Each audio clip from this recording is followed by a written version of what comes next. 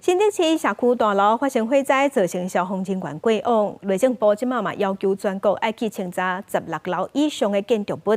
台中市伫昨昏就发动联合稽查，伫1栋24层楼高的主体发现2项缺失，要求要限期改善。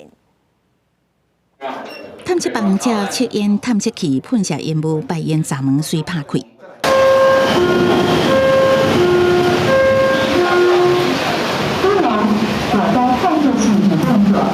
新竹真空火大楼火警事件，内政部国土署要求各县市政府清查16楼以上的建筑物。台中市消防局甲督发局5下晡联合稽查，来到北区1栋24楼高的集合主体，除了条件推荐排烟设备，也有地下室紧急电源敢有法度使用。特别针对我们高层建筑物这一次的检查，也会针对它大楼梯厅里面，尤其是特别安全梯跟紧急升降机间的梯厅里面有所谓的排烟设备，我们来做这一个重点的一个抽查。另外还有我们会针对刚刚所提的地下室的这个紧急电源它的一个转换的一个机制。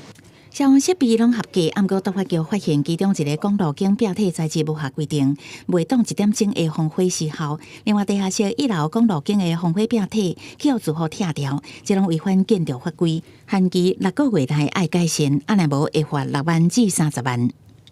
其中一个管道间，它全栋的壁体有不符合1小时封锁时效区划的问题哈。地下室的这个管道间的区划哈，住户可能有因为维修。或者是有这个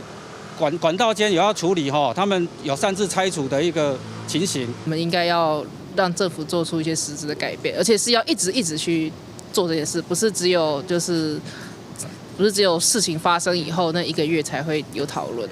民众批评政府不应该今仔日公祭，明仔载袂记哩，爱持续加强稽查。台中市政府表示，消防安检当年拢会申报，无合格半年内就会稽查。建管公安部分是每年针对616栋关楼建筑物抽验10%至15%，不过稽查项目无包含公路经，显示台湾主体安全的管理也有待加强。记者综合报道。